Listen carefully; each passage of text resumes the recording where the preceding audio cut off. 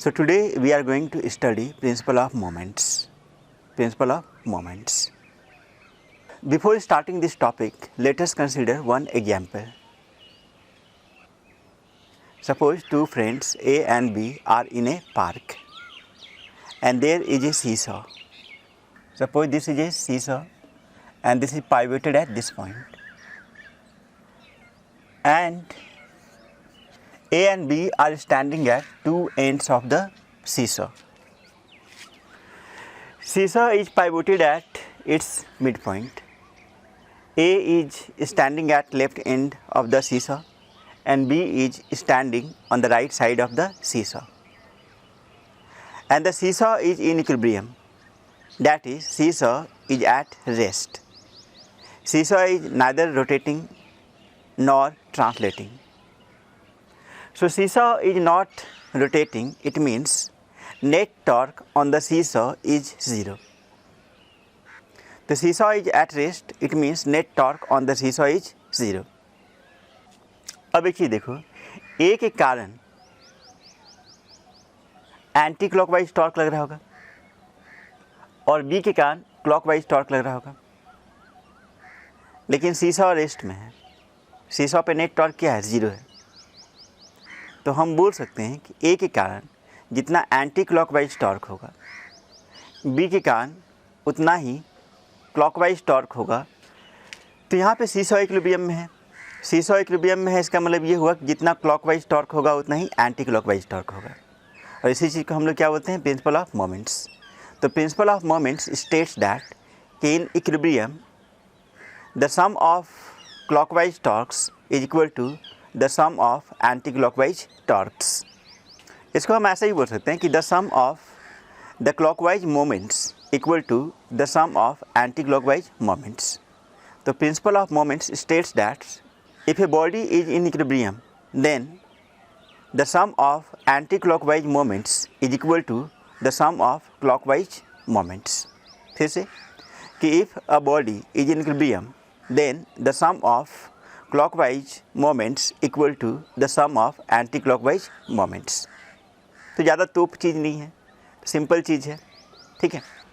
एक बड़ा सुंदर एग्जाम्पल है फिजिकल बैलेंस। फिजिकल बैलेंस क्या होता है? तराजू। तो physical balance works on the principle of moments. Physical balance में लेफ्ट एंड में हम लोग जनरली क्या करते हैं? आयरन का वेट डालते हैं, like 1 kg, 2 kg, 3 kg, 4 kg, what ever. और राइट हैंड साइड में हम लोग कोई ऑब्जेक्ट डालते हैं, जैसे राइस हो गया या वीट हो गया या और कुछ, ठीक है। अगर ये स्टिक हॉरिजेंटल हो जाए इन इक्विलिब्रियम, अगर ये स्टिक हॉरिजेंटल हो जाए इन इक्विलिब्रियम, तब हम बोलेंगे कि इस साइड में जितना मास है उतना ही मास इस साइड में है। लेकिन एक्चुअल में ऐसा कोई ज़रूरी नहीं है। एक्चुअल में ऐसा होगा कि इधर का जितना मोमेंट होगा उतना ही मोमेंट इधर का होगा। मास कोई ज़रूरी नहीं है बराबर होगा। मास इक्वल तभी होगा जब पाइवोटेड होगा ये सेंटर पे, जब ये वाला रॉड सेंटर पे पाइवोटेड रहेगा। अगर रॉड सेंटर से थोड़ा लेफ्ट या राइट पाइवोटेड हो जाए तो दोनों साइड का मास इक्वल नहीं होगा, मास विल बी डिफरेंट। और जो लोग डंडी मारते हैं वो इसी का यूज करते हैं। वो लोग क्या करते हैं? पाइवट सेंटर पर नहीं रखते हैं, पाइवट को सेंटर से हट के रखते हैं। जो भी हो, physical balance works on the principle of moments, ठीक है। So let us solve some problem. First problem is this: AB is a uniform rod of length 6 meter. There are two masses. First one is of 6 kg and the second one is of 2 kg. And they are suspended at point A and point B of the rod.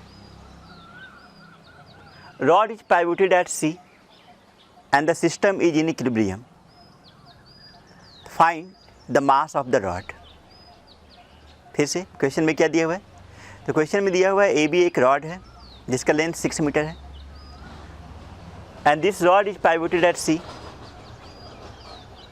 तो A से एक mass suspended है of 6 kg और B से एक mass suspended है of 2 kg.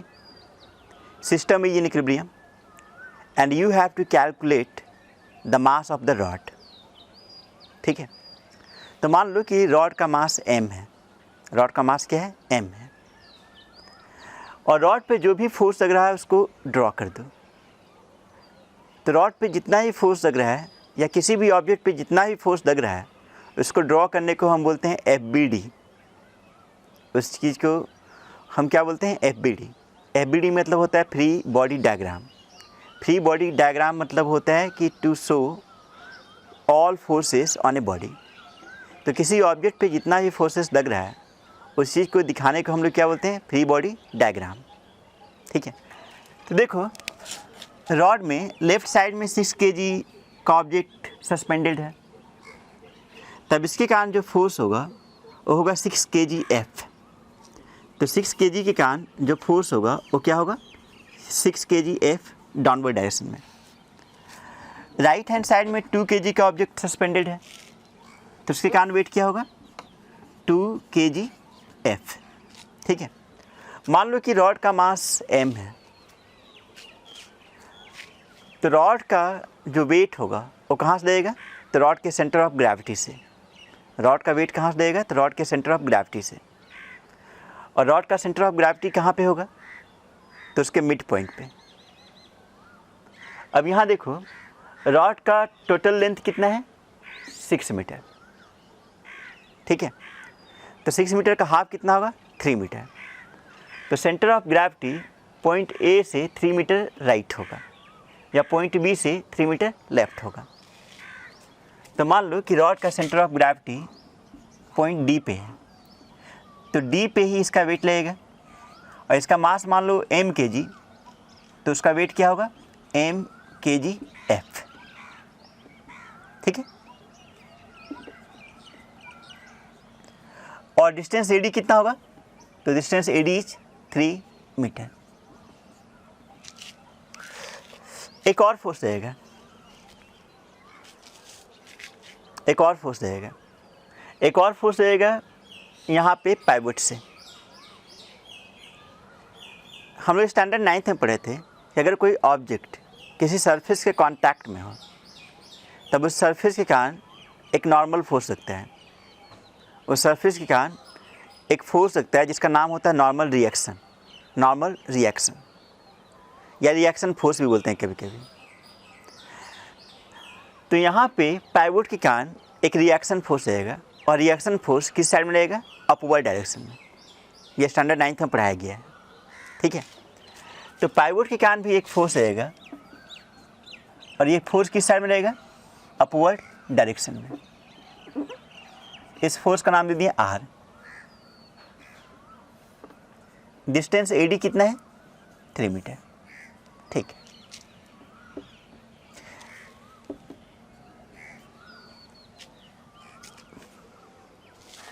ठीक है. अब सिस्टम इज इन इक्विलिब्रियम. तो according to principle of moments net clockwise torque equal to net anti clockwise torque. ठीक है, अब देखा जाए कि किसके कारण क्लॉकवाइज टॉर्क लग रहा है और किसके कारण एंटी क्लॉकवाइज टॉर्क लग रहा है. तो सबसे पहले 6 kg F पे फोकस करो. तो 6 kg F डाउनवर्ड डायरेक्शन में लग रहा है और C पे रॉड पाइवोटेड है. तो C के अबाउट 6 kg F के कारण एंटी क्लॉकवाइज टॉर्क होगा. ठीक है, इसके बाद R तो एक्सिस से ही पास कर रहा है, रिएक्शन फोर्स R एक्सिस से ही पास कर रहा है, तो उसके कारण C के अबाउट टॉर्क क्या होगा? 0. फिर m kg F C के राइट साइड में है और डाउनवर्ड डायरेक्शन में है, तो m kg F के कारण कौन सा टॉर्क होगा? तो क्लॉकवाइज टॉर्क. ठीक है, फिर 2 kg F C से राइट साइड में है और डाउनवर्ड डायरेक्शन में है, तो इसके कारण भी टॉर्क क्या होगा? क्लॉकवाइज. ठीक है, तो 2 kg F के कारण टॉर्क भी क्लॉकवाइज सेंस में होगा. तो 2 टॉर्क क्लॉकवाइज सेंस में है, एक टॉर्क एंटी क्लॉकवाइज सेंस में है. और आर के कारण टॉर्क क्या है, 0 है। ठीक है, तो now let us use principle of moments. ठीक है, तो according to principle of moments,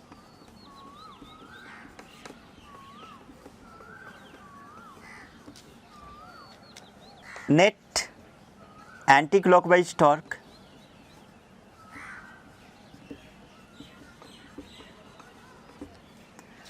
इसको मोमेंट्स भी बोल सकते हो, नेट एंटी क्लॉकवाइज टॉर्क या net anti clockwise moment equal to net clockwise torque या नेट क्लॉकवाइज मोमेंट।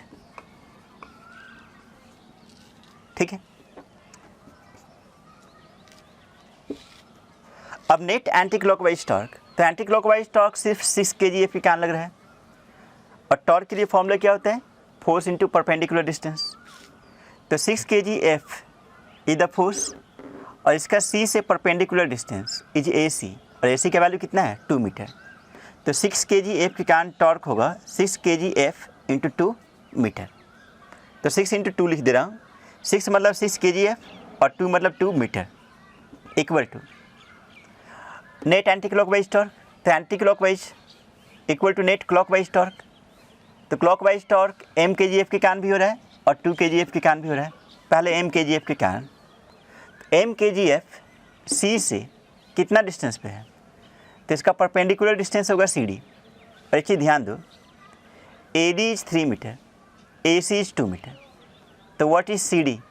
CD होगा 3 - 2 विच इज 1 मीटर। तो m kgf के कारण टॉर्क क्या होगा, तो m kgf इंटू 1 मीटर। फिर 2 kgf के कारण भी टॉर्क कैलकुलेट करना पड़ेगा।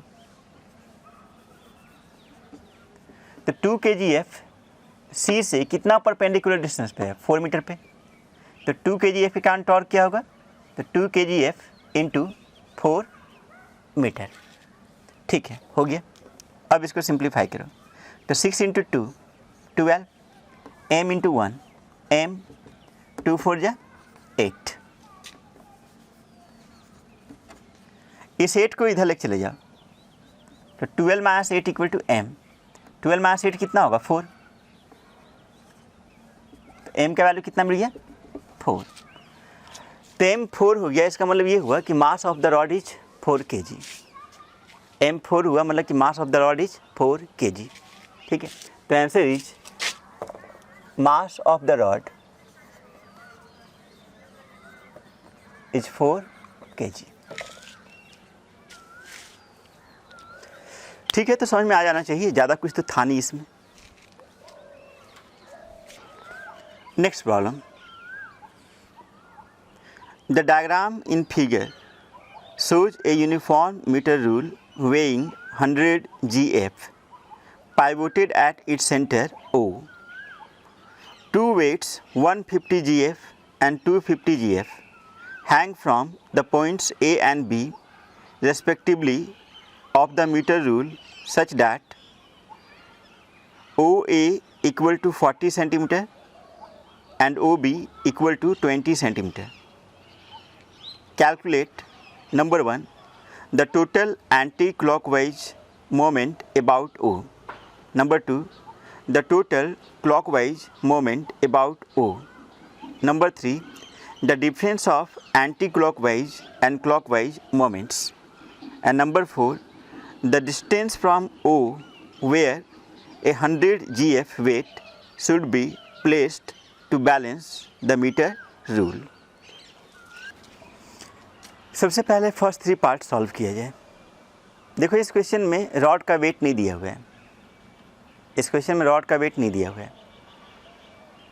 वैसे रॉड का वेट कहाँ से पास करेगा, तो रॉड का वेट उसके सेंटर से पास करेगा, और इस क्वेश्चन में सेंटर कहाँ पे है, ओ पे है। ठीक है, तो सबसे पहले इसका कंप्लीट एफबीडी बना दो। तो ओ पे रॉड का वेट लगेगा डाउनवर्ड डायरेक्शन में, और पाइवोट के कारण एक रिएक्शन फोर्स मिलेगा अपवर्ड डायरेक्शन में। ये W हम क्या दिखाए हैं, W दिखाए हैं वेट ऑफ द रॉड, और R क्या दिखाए हैं, पाइवोट के कारण रिएक्शन फोर्स। अब इसका एफबीडी कंप्लीट हो गया। FBD मतलब कि free body diagram. Free body diagram मतलब जितना भी फोर्स है सबको दिखा देना, ठीक है।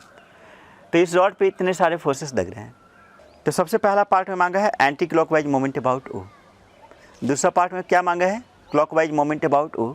और तीसरा पार्ट में क्या मांगा है, तो difference of clockwise and anti clockwise moments, ठीक है। तो सबसे पहले देखा जाए कि किसके कारण क्लॉकवाइज मोमेंट लग रहा है और किसके कारण एंटी क्लॉकवाइज मोमेंट लग रहा है। तो रॉड इज पाइवोटेड एट ओ, ठीक है, और 150 GF ओ के लेफ्ट साइड में है और डाउनवर्ड डायरेक्शन में है। तो 150 GF के कारण कौन सा टॉर्क लगेगा, तुम बताओ पहले। 150 GF के कारण टॉर्क क्लॉकवाइज सेंस में होगा या एंटी क्लॉकवाइज सेंस में होगा? तो ये किस सेंस में होगा, एंटी क्लॉकवाइज सेंस में। अभी तक ये क्लियर रहना चाहिए तुम्हें, ठीक है। तो 150 GF के कारण टॉर्क क्या होगा, एंटी क्लॉकवाइज सेंस में। W और R के कारण टॉर्क क्या होगा, 0, क्योंकि दोनों एक्सिस से पास कर रहा है। और 250 GF एक्सिस से राइट है और डाउनवर्ड डायरेक्शन में है, तो इसके कारण टॉर्क क्या होगा, क्लॉकवाइज सेंस में, ठीक है। तो फर्स्ट पार्ट मांगा है नेट एंटी क्लॉकवाइज टॉर्क या net anti clockwise moment about O. तो force into perpendicular distance, formula force है 150 GF और परपेंडिकुलर डिस्टेंस है 40 सेंटीमीटर। तो 15 4 जा 60 और 2 0 GF सेंटीमीटर, ठीक है। तो net anti clockwise moment about O हुआ 6000 GF सेंटीमीटर। इसके बाद next net clockwise moment about O, ठीक है।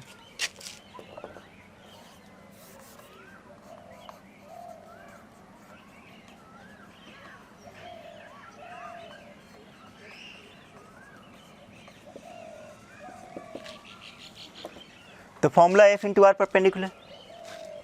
तो क्लॉकवाइज टॉर्क 250 GF के कारण लग रहा है, उसके लिए आर परपेंडिकुलर कितना है, 20 सेंटीमीटर।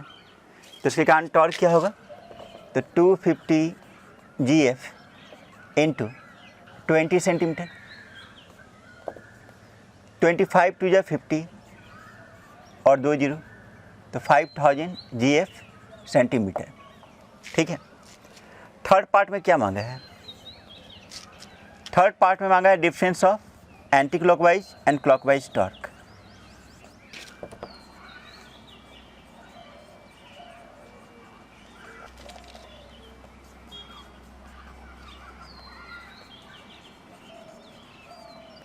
तो difference of clockwise and anti clockwise torque, बड़ा टॉर्क कौन है, एंटी क्लॉकवाइज या क्लॉकवाइज? तो एंटी क्लॉकवाइज टॉर्क है 6000 GF सेंटीमीटर और क्लॉकवाइज टॉर्क कितना है, 5000 GF सेंटीमीटर। तो बड़ा कौन है, 6000, मतलब anti clockwise torque clockwise torque से बड़ा है। कितना बड़ा है, वही डिफरेंस होगा। तो कितना बड़ा होगा, 6000 माइनस 5000, तो मिल गया 1000 GF सेंटीमीटर, ठीक है। तो थर्ड पार्ट का आंसर हुआ 1000 GF सेंटीमीटर।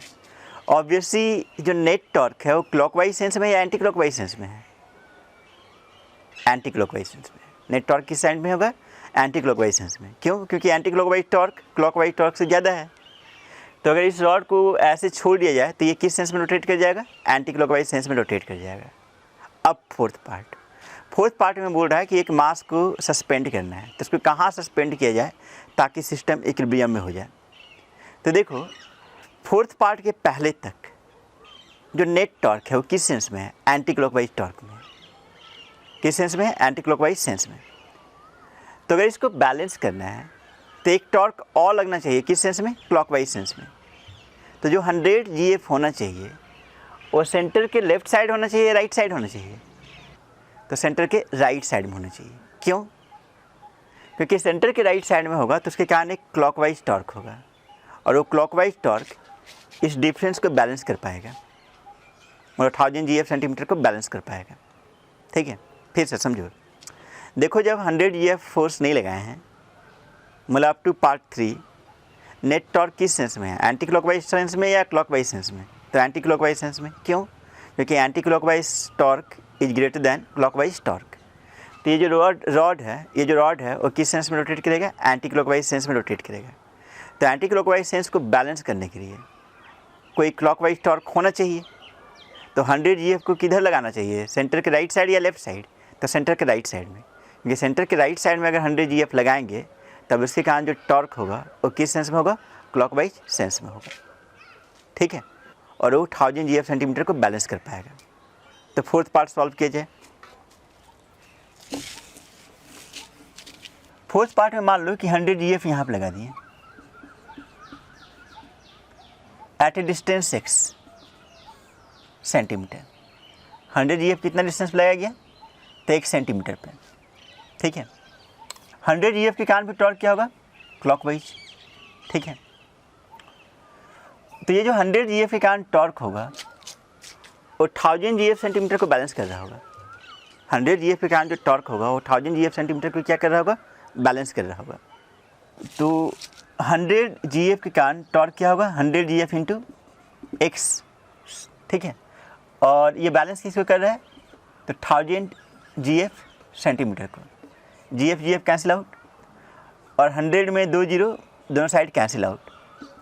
तो एक्स इक्वल टू कितना मिला? 10 सेंटीमीटर। ठीक है, मतलब कि ये जो 100 GF होना चाहिए और सेंटर से 10 सेंटीमीटर राइट होना चाहिए। ये डायग्राम गलत बनाया हुआ है, उससे कोई दिक्कत नहीं है। पहले से हम लोग को थोड़ी नहीं पता है कि ये 10 सेंटीमीटर के डिस्टेंस पे ही है। तो ये तो बस रिप्रेजेंटेटिव डायग्राम है। ये जो डायग्राम बनाए हैं, यहाँ पे जो डायग्राम बनाए हैं उसमें एक्स दिखा रहे हैं 20 से बड़ा है। तो एक्स तो वेरिएबल है ना, एक्स के बारे में कहाँ हम लोग को कुछ पता था पहले से। अब आ गया एक्स का वैल्यू 10 सेंटीमीटर। तो एक्चुअल सेंस में ये जो 100 GF होगा वो यहाँ ना लग करके यहाँ पे कहीं पे लगना चाहिए। ठीक है, तो 100 GF कहाँ पे लगेगा? तो सेंटर से 10 सेंटीमीटर राइट। ठीक है, तो 100 GF कहाँ पे लगना चाहिए? सेंटर से 10 सेंटीमीटर राइट। होप कर रहे हैं समझ में आ गया। तो 100 GF force acts at 10 centimetre right of the centre. ठीक है, तो इसमें कोई दिक्कत है नहीं। तुम लास्ट पार्ट को ऐसे ही बना सकते थे कि net clockwise torque equal to net anti clockwise torque. तो एंटी क्लॉकवाइज टॉर्क 150 GF के कारण होता है, जो कि 6000 था फर्स्ट पार्ट से। क्लॉकवाइज टॉर्क इसके कारण भी होता है, इसके कारण भी होता है। तो 250 GF के कारण टॉर्क क्या था? 5000। और 100 GF के कारण क्या होगा? 100 इंटू एक्स। तो net clockwise torque equal to net anti clockwise torque कर दो, वहाँ से भी एक्स का वैल्यू 10 सेंटीमीटर ही आएगा। ठीक है, तो खुद से कर सकते हो। इसके बाद नेक्स्ट प्रॉब्लम में क्या दिया हुआ है देखो। A uniform half metre rule can be balanced at the 29 centimeter mark when a mass 20 gram is hung from its one end. First part, draw a diagram of the arrangement. Second part, find the mass of the half meter rule. Or third part, in which direction would the balancing point shift if 20 gram mass is shifted inside from its one end. ठीक है, इस question में क्या दिया हुआ है? एक uniform half metre rule है। हाफ मीटर रूल बोलने का मतलब क्या हुआ? उसका लेंथ 1 मीटर नहीं होगा, उसका लेंथ क्या होगा? हाफ मीटर, मतलब 50 सेंटीमीटर। ठीक है, तो मान लो कि इस तरह का एक हाफ मीटर स्केल है। हाफ मीटर स्केल में इधर 0 मार्क कर दो, इधर 50 सेंटीमीटर। तो ये रॉड कहाँ पे पाइवोटेड है? 29 सेंटीमीटर मार्क पे। तो this rod is pivoted at 29 centimetre mark. इसके बाद क्वेश्चन में क्या दिया हुआ है कि एक मास है 20 ग्राम का और वो सस्पेंडेड है from one of its and. मतलब यहाँ पे 2 एंड है, एक 50 सेंटीमीटर और एक 0 सेंटीमीटर। तो दोनों में कहाँ पे सस्पेंडेड है वो क्वेश्चन में दिया हुआ नहीं है। तो वन ऑफ इट्स एंड कौन सा होना चाहिए, 0 सेंटीमीटर मार्क या फिर 50 सेंटीमीटर मार्क। पहले इस रॉड का वेट कहाँ पे लगेगा, तो इसके सेंटर पे। इस रॉड का वेट कहाँ पे लगेगा, सेंटर पे। सेंटर कहाँ पे होगा, ठीक बीच में। ठीक बीच मतलब कि 25 सेंटीमीटर मार्क पे। तो 29 के पहले 25 होगा। मान लो यहाँ पे 25 सेंटीमीटर है, मतलब दिस डिस्टेंस इज 25 सेंटीमीटर। तो यहाँ पे रॉड का वेट लग रहा होगा और रॉड का वेट का नाम दे दिए W, ठीक है। और यहाँ पे जो पाइवट है, पाइवट के कारण भी एक फोर्स लग रहा होगा, उसका नाम दे दिए R, ठीक है। यहाँ से यहाँ तक का डिस्टेंस कितना है, 29 सेंटीमीटर।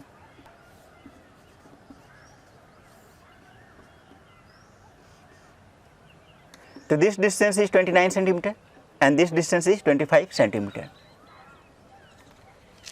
देखो इस वेट के कारण पाइवट के अबाउट जो टॉर्क होगा वो किस सेंस में होगा, तो एंटी क्लॉकवाइज सेंस में।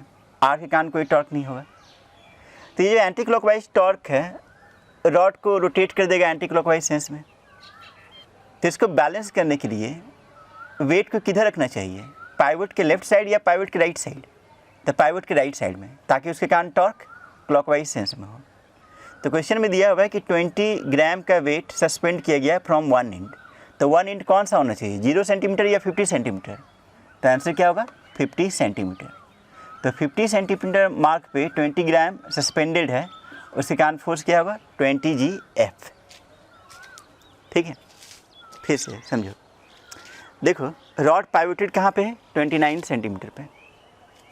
रॉड का वेट कहाँ पे लगेगा, तो उसके मिड पे, मतलब 25 सेंटीमीटर पे। रॉड के वेट के कारण पाइवट के अबाउट कौन सा टॉर्क होगा, एंटी क्लॉकवाइज सेंस में। तो इक्विलिब्रियम में एंटी क्लॉकवाइज टॉर्क को बैलेंस करने के लिए एक क्लॉकवाइज टॉर्क होना चाहिए। तो क्लॉकवाइज टॉर्क कब लगेगा, जब कोई वेट राइट साइड में सस्पेंड करेंगे। तो क्वेश्चन में दिया हुआ है कि 20 ग्राम वेट सस्पेंडेड है एट वन एंड। तो वन एंड कौन सा होना चाहिए, 0 सेंटीमीटर मार्क की तरफ या फिर 50 सेंटीमीटर मार्क की तरफ। तो ऑब्वियसली 50 सेंटीमीटर मार्क की तरफ।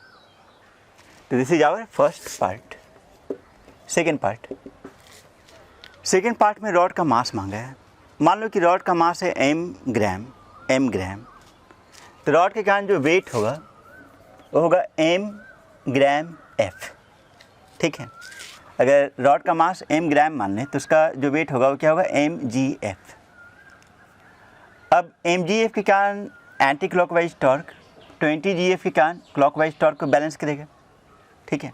तो according to principle of moments,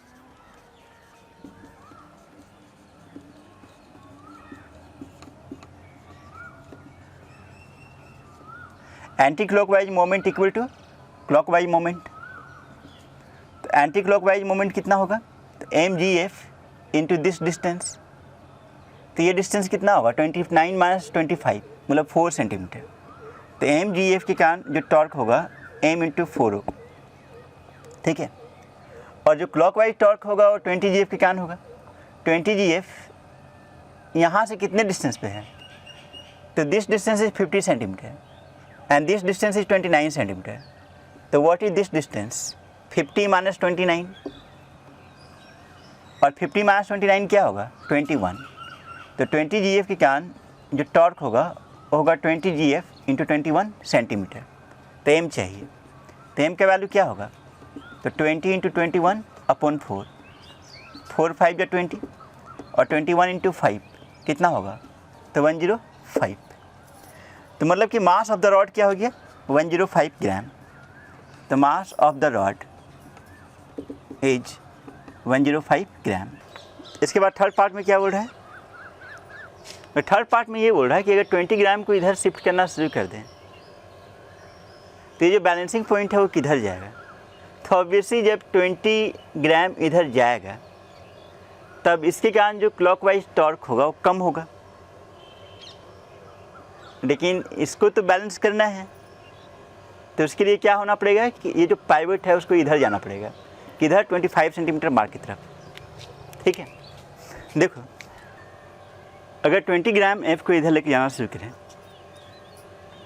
और बैलेंसिंग पॉइंट यहीं फिक्स रह जाए,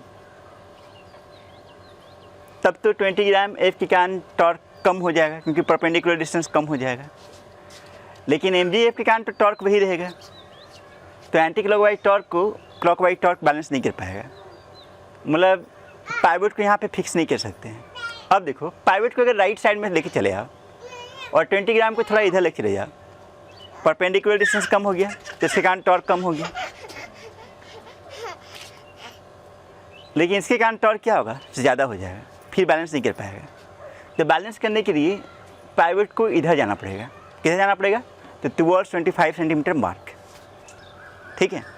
तो अगर 20 ग्राम लेफ्ट जाएगा तो पाइवट को भी लेफ्ट जाना पड़ेगा इधर साइड में, तो टुवर्ड्स 25 सेंटीमीटर मार्क।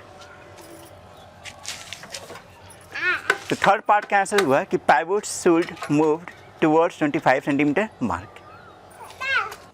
इसके बाद next problem, in figure a roller of diameter 0.4 metre is raised on the pavement XY by forces F1 and F2, each of magnitude 10 Newton.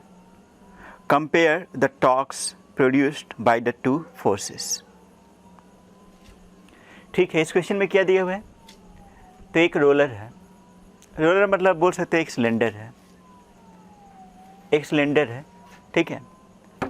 अगर इस तरह से फोर्स लगाया जाए तो ये क्लॉकवाइज सेंस में रोटेट करेगा। अगर टॉर्क सफिशिएंट होगा तो ये ऊपर उठ सकता है। अच्छा, अगर ऊपर उठेगा तो एक्स से हो करके ही ऊपर उठेगा, तो यहाँ पे हम एज्यूम कर सकते हैं कि एक्सिस एक्स से पास कर रहा है,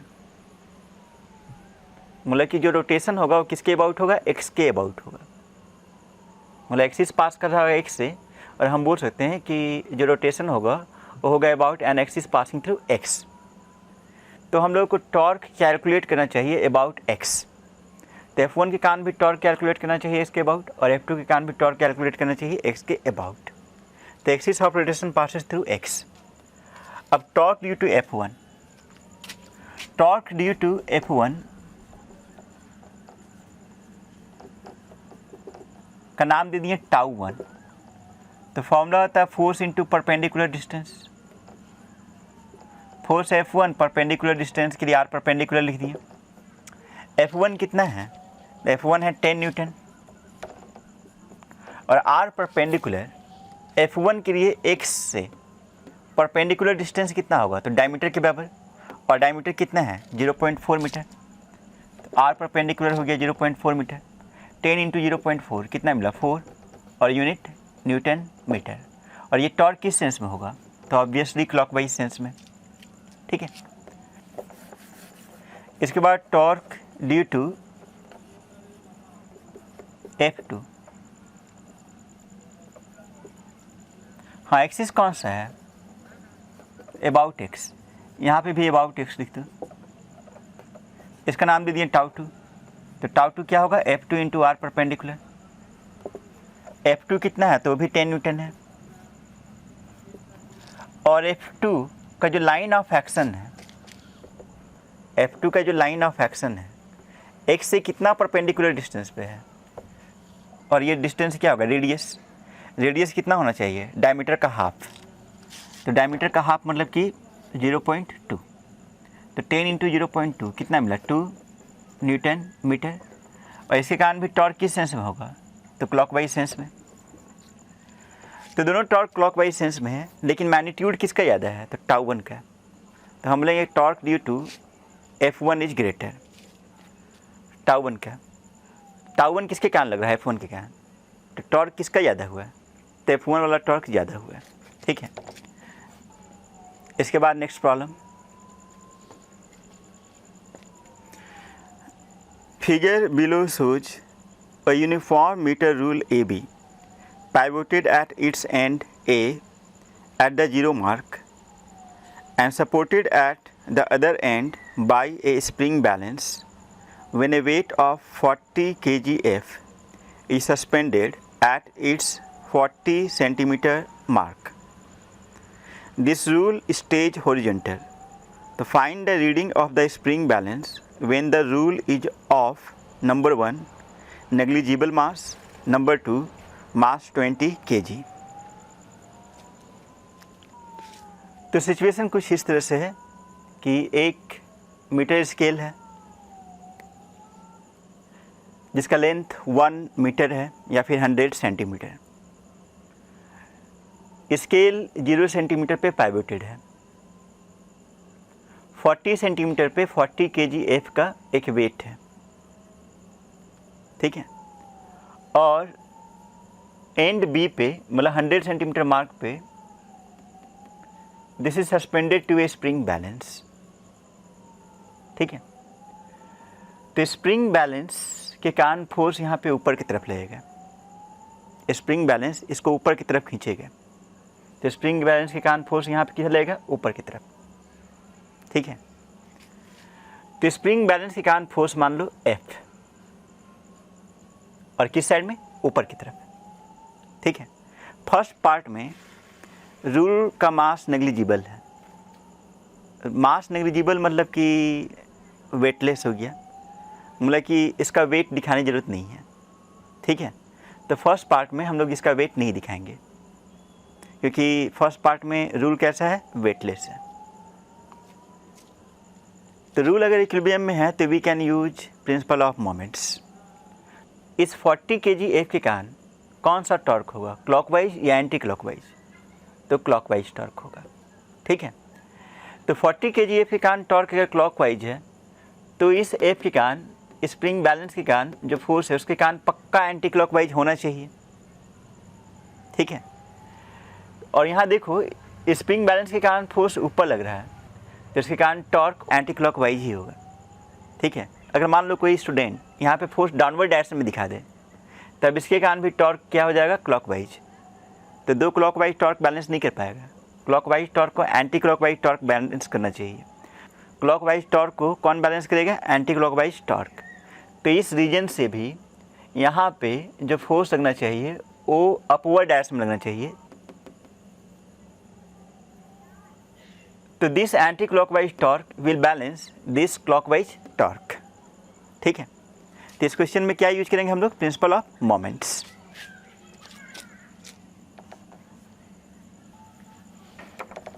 तो प्रिंसिपल ऑफ मोमेंट्स से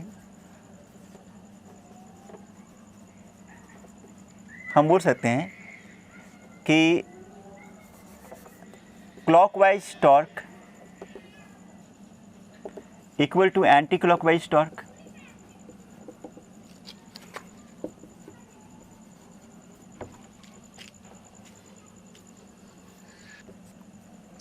क्लॉकवाइज टॉर्क किसके कारण होगा? 40 kg F के कारण। तो 40 kg F के लिए परपेंडिकुलर डिस्टेंस कितना है? 40 सेंटीमीटर। तो 40 × 40। और एंटी क्लॉकवाइज टॉर्क किसके कारण होगा? इस F के कारण। और F का O से परपेंडिकुलर डिस्टेंस कितना है? 100 सेंटीमीटर। तो F × 100 सेंटीमीटर, ठीक है। F का वैल्यू चाहिए, तो F इक्वल टू क्या होगा? 40 × 40 अपॉन 100। 0 0 कैंसिल हो गया, 4 4 जा 16, तो 16 kg F। तो this is the answer of first part, ठीक है। सिंपल था, कुछ तो था नहीं। अब सेकेंड पार्ट। सेकेंड पार्ट में रूल का कुछ मास दिया हुआ है। कितना मास दिया हुआ है? 20 kg, ठीक है।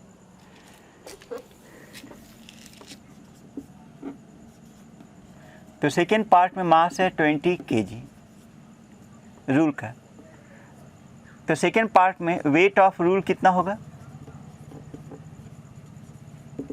तो 20 kg F। और हम लोग जानते हैं कि वेट किस पॉइंट से एक्ट करता है? तो सेंटर ऑफ ग्रेविटी से।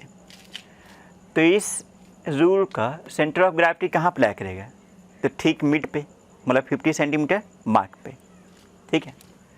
तो 50 सेंटीमीटर 40 से इधर कुछ होगा, तो मान लो यहाँ पे 50 सेंटीमीटर है, तो यहीं पे इसका वेट लगेगा। वेट कितना होगा? 20 kg F, ठीक है। इस पार्ट में भी स्प्रिंग बैलेंस के कारण फोर्स ऊपर ही लगेगा। इसके बाद 40 kg F के कारण टॉर्क क्लॉकवाइज ही होगा, अबाउट टू। F के कारण टॉर्क एंटी क्लॉकवाइज ही होगा। और इस 20 kg F के कारण O के अबाउट टॉर्क किस सेंस में होगा? तो क्लॉकवाइज सेंस में। तो once again use principle of moments कि clockwise torque equal to anti clockwise torque. लेकिन इस बार दो फोर्सेस के कारण क्लॉकवाइज टॉर्क लग रहा है और एक फोर्स के कारण एंटी क्लॉकवाइज टॉर्क, ठीक है। तो पहले क्लॉकवाइज टॉर्क 40 kgf के कारण, तो 40 kgf कितना डिस्टेंस पे है, 40 डिस्टेंस पे। तो 40 kgf के कारण टॉर्क हो गया 40 × 40, फिर प्लस 20 kgf के कारण टॉर्क, तो 20 kgf पाइवट से कितना डिस्टेंस पे है, तो 50 सेंटीमीटर के डिस्टेंस पे। तो उसके कारण टॉर्क कितना हो गया, तो 20 × 50। फिर एंटी क्लॉकवाइज टॉर्क किसके कारण लग रहा है, तो एफ के कारण, और एफ कितना परपेंडिकुलर डिस्टेंस पे है, तो 100 सेंटीमीटर। तो एफ के कारण एंटी क्लॉकवाइज टॉर्क, और उसका टॉर्क हुआ एफ × 100, ठीक है। 40 × 40 1600, 20 × 50 1000, और राइट साइड में 100 F, 1600 plus 1000 2600 equal to 100 F. F equal to क्या होगा, 2600 अपॉन 100, 0 0 कैंसिल आउट, तो 26 kgf। तो इस केस में 26 kgf होगा, ठीक है, हो गया। तो कोई दिक्कत नहीं था। अगर रूल मासलेस होगा तो उसका वेट शो नहीं करेंगे, और रूल का कुछ मास होगा तो उसको वेट को शो करेंगे। कहाँ पे शो करेंगे, तो उसके सेंटर ऑफ ग्रेविटी पे, ठीक है।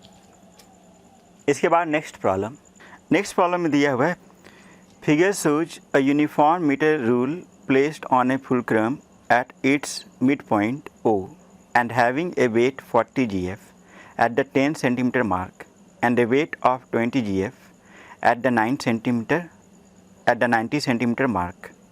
Number 1, is the rule in equilibrium? If not, how will the rule turn? Second part, how can the rule be brought in equilibrium by using an additional weight of 40 gf? Situation कुछ इस तरह से है कि इस rule को 50 centimetre mark पे pivot किया हुआ है, ठीक है, और 10 सेंटीमीटर मार्क पे एक 40 gf का वेट है, और 90 सेंटीमीटर मार्क पे 20 gf का वेट है। ऑब्वियसली रूल का भी वेट लगेगा, तो रूल का वेट तो यहीं से पास करेगा, पाइवोट से ही, ठीक है। तो रूल का वेट यहीं से पास करेगा, इसको हम W लिख दिए, और पाइवोट के कारण यहाँ पे एक रिएक्शन फोर्स भी लगेगा ऊपर की तरफ, इसका नाम दे दिए R, ठीक है। वैसे देखो W और R दोनों पाइवोट से ही पास कर रहा है, तो दोनों के कारण टॉर्क क्या होगा, 0 होगा। अब 20 gf के कारण O के अबाउट क्लॉकवाइज टॉर्क होगा, और 40 gf के कारण O के अबाउट एंटी क्लॉकवाइज टॉर्क होगा। तो यहाँ देख सकते हैं एक टॉर्क क्लॉकवाइज सेंस में है और एक टॉर्क एंटी क्लॉकवाइज सेंस में है। तो 20 gf के कारण टॉर्क क्लॉकवाइज सेंस में है और 40 gf के कारण एंटी क्लॉकवाइज सेंस में है। तो डायरेक्शन तो दोनों का अपोजिट है। अगर मैग्नीट्यूड भी दोनों का इक्वल हो जाए तब रॉड इक्विलिब्रियम में होगा, ठीक है। एक चीज़ देखो कि 20 gf पाइवोट से कितना डिस्टेंस पे है, तो 90 - 50 कितना होगा, 40, तो ये 40 सेंटीमीटर के डिस्टेंस पे है। तो 20 gf पाइवोट से 40 सेंटीमीटर के डिस्टेंस पे है, और 40 gf पाइवोट से कितना डिस्टेंस पे है, तो 50 - 10 40, तो 40 gf भी पाइवोट से 40 सेंटीमीटर के डिस्टेंस पे है। तो दोनों का डिस्टेंस इक्वल है, लेकिन this force is smaller than this force. तो 20 gf के कारण टॉर्क स्मॉलर होगा और 40 gf के कारण टॉर्क क्या होगा, लार्जर होगा। मतलब 40 gf के कारण टॉर्क ज़्यादा होगा। तो 40 gf के कारण टॉर्क ज़्यादा होगा, मतलब कि एंटी क्लॉकवाइज टॉर्क ज़्यादा होगा, तो रॉड इक्विलिब्रियम में नहीं होगा। ये किस सेंस में रोटेट करेगा, एंटी क्लॉकवाइज सेंस में रोटेट करेगा, ठीक है। ये तो हम लोग देख के ही बता दिए, लेकिन एग्जाम में लिखना होगा, तो उसके लिए क्या करना होगा, तो देखते हैं। तो फर्स्ट पार्ट में टॉर्क ड्यू टू 20 gf कितना होगा, तो τ1 होगा 20 gf इंटू 40 सेंटीमीटर, तो ये मिलेगा 800 gf सेंटीमीटर, और किस सेंस में, तो क्लॉकवाइज सेंस में, ठीक है। इसके बाद टॉर्क ड्यू टू 40 GF का नाम दे दो टाउ 2, तो 40 इंटू परपेंडिकुलर डिस्टेंस 40, तो ये कितना हो गया 1600 GF सेंटीमीटर। किस सेंस में? एंटी क्लॉकवाइज सेंस में। तो anti clockwise torque clockwise torque से ज़्यादा है, मतलब दोनों बैलेंस नहीं कर रहा है, इसलिए सिस्टम इक्विलिब्रियम में नहीं होगा, ठीक है। तो सिंस एंटी क्लॉकवाइज टॉर्क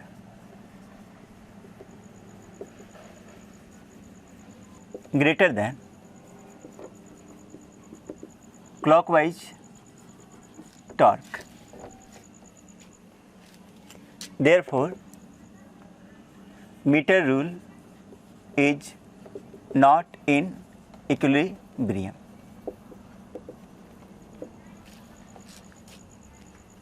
तो अगर इक्विलिब्रियम में नहीं है तो क्या होगा? रोटेट करेगा। किस सेंस में रोटेट करेगा? जिधर ज़्यादा टॉर्क होगा।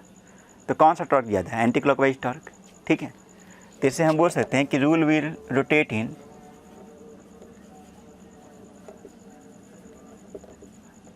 एंटी क्लॉकवाइज सेंस या एंटी क्लॉकवाइज डायरेक्शन, ठीक है। तो rule will rotate in anti clockwise direction. अच्छा, एक बड़ा इंपॉर्टेंट चीज़, टॉर्क स्केलर क्वांटिटी या वेक्टर क्वांटिटी है। तो torque is a vector quantity, उसमें मैग्नीट्यूड भी होता है, डायरेक्शन भी होता है। अभी हम यहाँ पे बोलेंगे कि डायरेक्शन क्लॉकवाइज और एंटी क्लॉकवाइज है, लेकिन जब स्टैंडर्ड 11th में जाओगे तो थोड़ा डिफरेंट ढंग से बताया जाएगा। वहाँ पे हम लोग यूज करेंगे क्रॉस प्रोडक्ट, ठीक है। वैसे टॉर्क की वेक्टर क्वांटिटी फर्स्ट पार्ट हो गया। सेकेंड पार्ट में क्या बोला है? सेकेंड पार्ट में एक एडिशनल 40 GF वेट लगाया गया सच डैट कि रूल इज इन इक्विलिब्रियम। तो बताना है कि 40 GF कहाँ पर लगाया जाए। तो सेकेंड पार्ट में देखो, without extra 40 GF anti clockwise torque is greater than clockwise torque. तो पक्का 40 GF सेंटर से राइट साइड में एक्ट करेगा ताकि उसके कारण क्लॉकवाइज टॉर्क हो, ठीक है।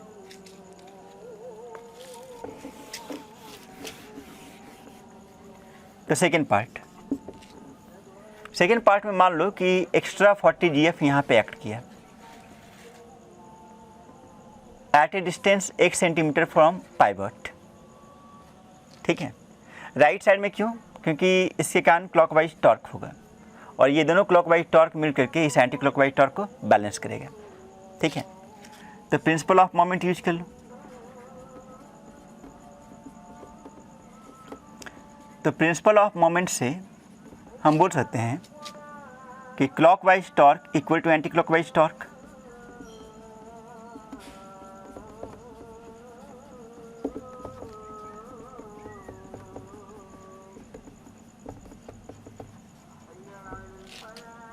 अब क्लॉकवाइज टॉर्क 40 GF और 20 GF के कारण लग रहा है, तो 40 GF के कारण टॉर्क क्या होगा? तो होगा 40 GF into x plus 20 GF के कारण टॉर्क क्या होगा? तो 20 GF into 40 equal to 40 GF के कारण टॉर्क क्या होगा? तो 40 इंटू 40, ठीक है। तो लेफ्ट साइड में हो गया 40x प्लस 800 और राइट साइड में 1600, ठीक है। तो 40x इक्वल टू 1600 माइनस 800, तो 40x इक्वल टू 800 हो गया। तो x equal to 800 upon 40, 0 0 cancel out, 4 2 8 मतलब 20। तो जो रिक्वायर्ड डिस्टेंस हुआ वो 20 सेंटीमीटर हुआ और किस साइड में? तो पाइवट के राइट। तो 40 GF कहाँ पे एक्ट करेगा? तो पाइवट से 20 सेंटीमीटर राइट, ठीक है। तो 40 GF acts at a distance 20 centimetre to the right of pivot या फुलक्रम। ठीक है, ठीक है, ये भी आसान क्वेश्चन था। अब तुम खुद से क्वेश्चन बना सकते हो। तो अब खुद से क्वेश्चन अटेम्प्ट करो, मैक्सिमम क्वेश्चन बन जाएगा। 1-2 क्वेश्चन में दिक्कत होगा, और अगर कुछ दिक्कत होगा तो मेरे पास भेज दो। ठीक है।